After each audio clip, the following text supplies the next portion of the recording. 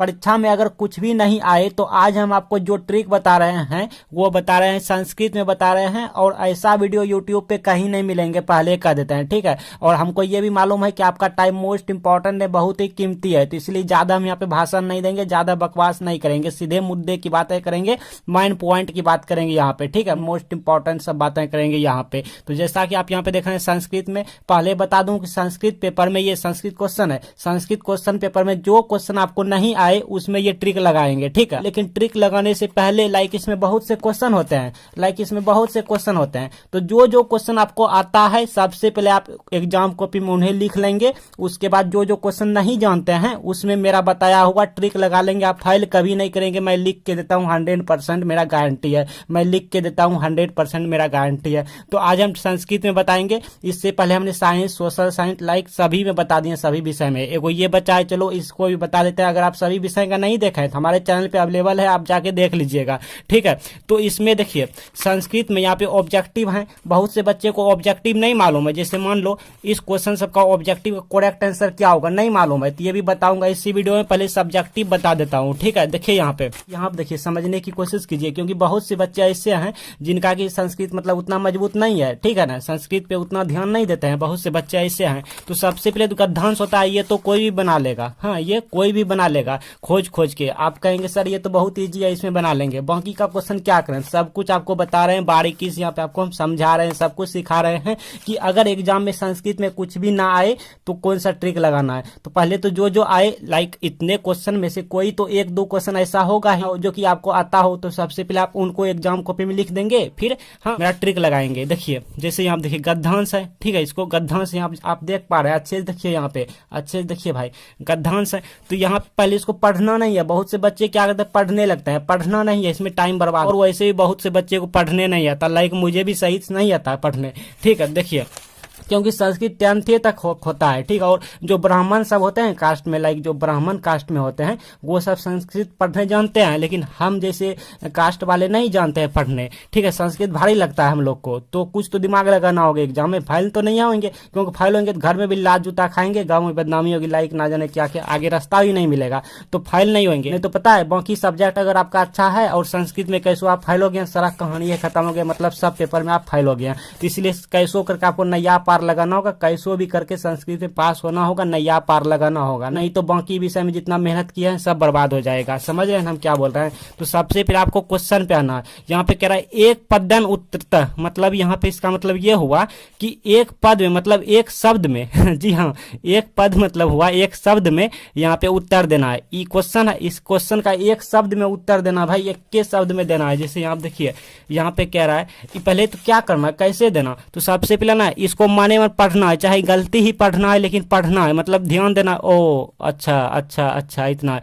अब इनको ना इसमें मिलाना है, तो मिलाइए कहाँ है, देखिए क्या है, टोपी का विक्रेता, मतलब विक्रेता, इस तरह कुछ है, ठीक है। तो यहाँ पे देखिए खोजिए, देखिए यहाँ पे मिल गया, यहाँ पे पहले ही मिल गया, तो ये मिल गया। अब बाकी मिले या ना मिले, ठीक है, इतना मिल गया। देखिए ये भी मिल गया, ये भी पार्ट मिल गया, यहाँ पे वर्ड शब्द ये मिल गया यहाँ पे।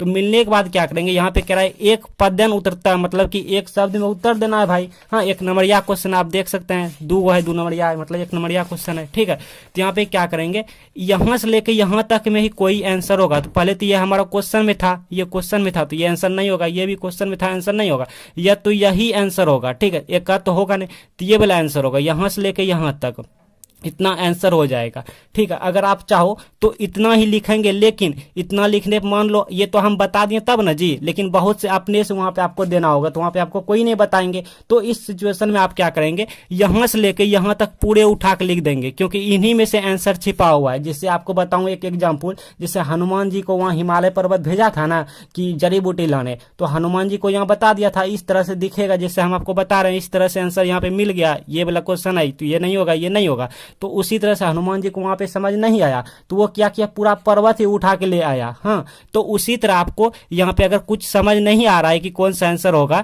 तो यहां से लेके यहां तक पूरा पर्वत उठा के लिख देना है। समझ रहे हैं हम क्या बोल रहे हैं, मतलब पूरे यहां से यहाँ उठा के लिख देना। इन्हीं में से आपका जड़ी बूटी छिपा हुआ है, ठीक है ना, आंसर छिपा हुआ है। अच्छा ये हो गया। अब ये बोल रहा है इतना, अब ये कैसे हो, ये तो पढ़ने नहीं जानते, खाली भवंती जानते हैं। यहाँ पे की दृश्य कुछ इस तरह से है, ठीक है, बन रहा है इस तरह से है।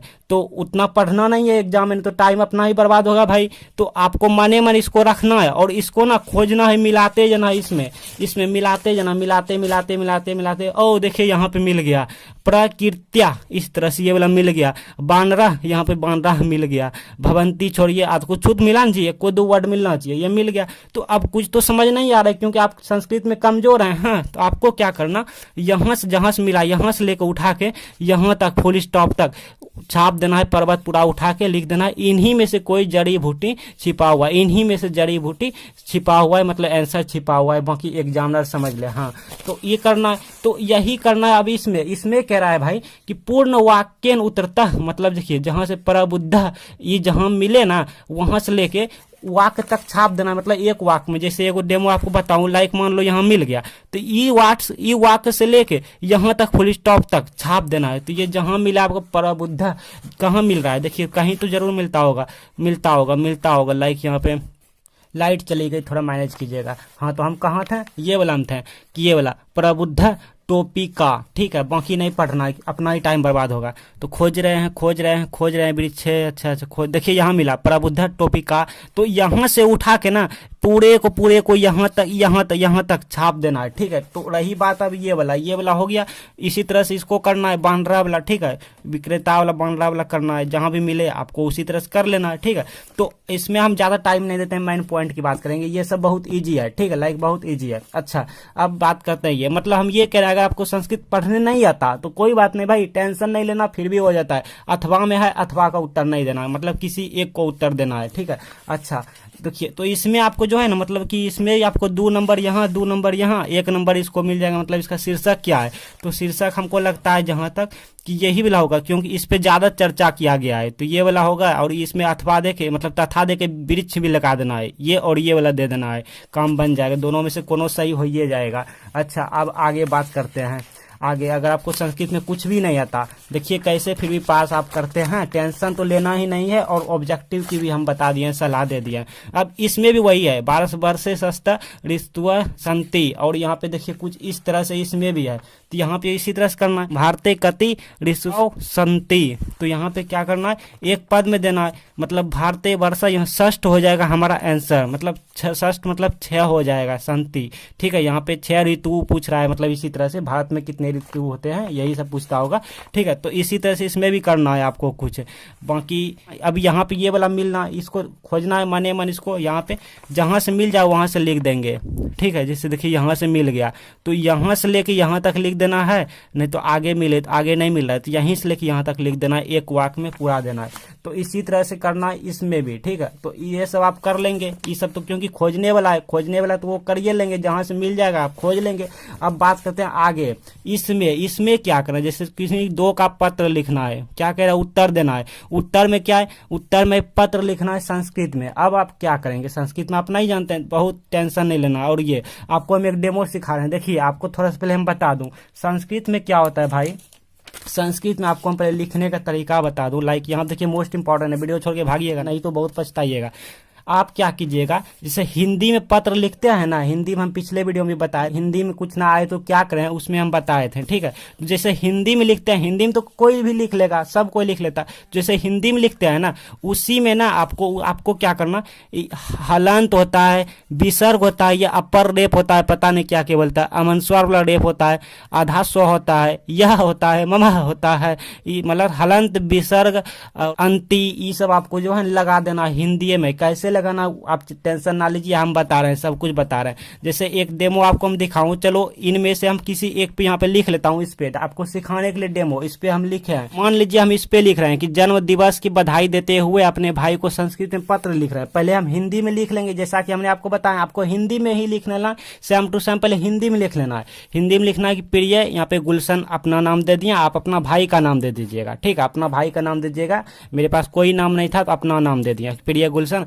आशा करता हूँ कि तुम वहाँ अच्छे होंगे और वीडियो बनाते होंगे। जी हाँ, हम वीडियो ही बनाते हैं, हम यही धंधा पानी करते हैं, ठीक है, यही धंधा करते हैं, वीडियो बनाने वाले। और अपने जन्मदिन पर खूब इंजॉय देखिए करते होंगे, मतलब कर रहे होंगे। देखिए हम इंजॉय, मेरे शब्द नहीं है, मतलब हम इंजॉय कभी नहीं करते, इंजॉय से मुझे नफरत है, इंजॉय हम नहीं करते हैं। लेकिन कुछ तो होना चाहिए ना, मतलब लेटर लिखने के लिए, आपको दिखाने के लिए, तो इसलिए हम इंजॉय, मतलब जैसा मान लो मेरी दीदी लिख रही है, ठीक है, मेरी दीदी यहाँ पे लिख रही है मेरे को, हम भाई हैं, ठीक है, मेरी दीदी लिख रही है सपोज डेट, तो वो इस तरह से लिखेंगे इंजॉय कर रहे होंगे ऐसे वैसे। मेरी तरफ से भी तुम्हें बहुत सारे, मतलब ढेर सारे जन्मदिन की शुभकामनाएं। मैंने तुम्हारे लिए उपहार भेजा है, लाइक ये वो, मुझे उपहार भी पसंद नहीं है, ये सबसे नफरत है, ठीक है। तो अब अपने मन से यहाँ पे अपने दीदी जो यहाँ पे लिखेंगे तो आप लिख लेंगे, ठीक है, तो आप यहाँ पे लिख लेंगे, ठीक है, मतलब जो भी इस पत्र लिखेंगे लिख लेंगे। अब क्या करेंगे, हिंदी में तो लिख लिए, अब क्या करेंगे भाई, हमको संस्कृत में लिखना है ना, कन्वर्ट करना संस्कृत में, तो हम क्या करेंगे, इसी में विसर्ग सब लगा देंगे, जैसा कि हमने आपको बताया ये वाला विसर्ग हुआ, मतलब हलंत हुआ, अस्या हुआ, अंति हुआ, सब लगा देंगे कुछ ऐसे। जैसे प्रिया, तो यहाँ पे विसर्ग लगा दिया ब्लू पेन से, और गुलशन है तो गुलशन में गुलशनह लगा दिया, ऐसे कर लिया, मतलब ये वाला यूज कर लिया, ये वाला, ठीक है, ये वाला यूज कर लिया। आशा है तो आशा करता हूँ, तो इस तरह से हूँ, मतलब कुछ इस तरह से करता, इस तरह लगाना। कि तुम है तो तुम लगा देना, मतलब ये वाला यूज कर लेना। वहाँ है तो वहाँ में विसर्ग इस तरह से लगा देंगे, ठीक है। सब में मतलब टिकली सिंदूर है ना पाउडर चढ़ा देंगे, समझ रहे हैं हम क्या बोलना चाह रहे हैं, इस तरह लगाते देंगे, सबको लगा देंगे। जन्मदिन है तो जन्मदिन में है ना लगा देंगे, जैसे आपने अभी अभी देखा था कन्ना जन्मदिन था, इस तरह से लिख देंगे। जन्म दिवस है तो इस तरह लगा देंगे। तुम्हारे है तो तुम्हारे म लगा देंगे, है ना, ओना लगा देंगे। शुभकामनाएं शुभकामना है ना लगा देंगे, म लगा के है ना अमनस्वार दे देंगे। इस तरह से सब में कर देंगे। उपसंग उपहार है तो उपसार हा विसर्ग ऐसे लगा देंगे।